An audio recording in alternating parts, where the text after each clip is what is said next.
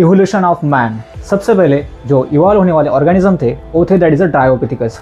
आज से 15 million years ago ये बेसिकली इवॉल्व हुए थे। ड्रायोपिथिकस जो थे ना ये बेसिकली रिसस मंकी की तरह दिखने वाले ऑर्गेनिज्म थे। फिर आए रामापिथिकस यानी कि फर्स्ट मैन लाइक क्रिएचर वाले ऑर्गेनिज्म। ये बेसिकली इवॉल्व हुए थे आज से 8.5 मिलियन ईयर्स एगो। इनके पास स्ट्रॉन्ग जॉ प्रेजेंट था और इनकी जो हाइट थी ना वो बेसिकली थी that is a 4 feet. Then फिर इवॉल्व हुए ऑस्ट्रेलोपिथिकस। ऑस्ट्रेलोपिथिकस ये बेसिकली एक कनेक्टिंग लिंक को शो करते थे एप्स और मैन्स के बीच में। ये जो ऑस्ट्रेलोपिथिकस थे ना ये बेसिकली इवॉल्व हुए थे आज से 1.5 मिलियन ईयर्स एगो। ऑस्ट्रेलोपिथिकस की जो क्रैनियल कैपेसिटी थी वो थी 450 सीसी। देन फिर आए होमो हेबिलस। होमो हेबिलस ये basically first early true man थे।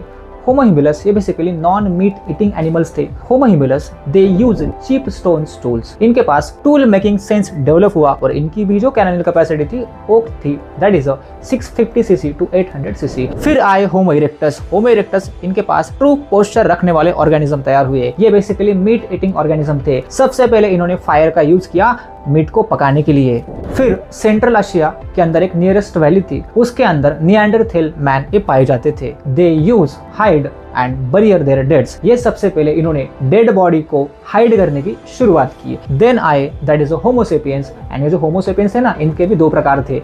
एक था दैट इज क्रो मैग्नॉन और दूसरा था मॉडर्न मैन। क्रो मैग्नॉन का जो फोर हेड रहता है वो बेसिकली लार्ज रहता है।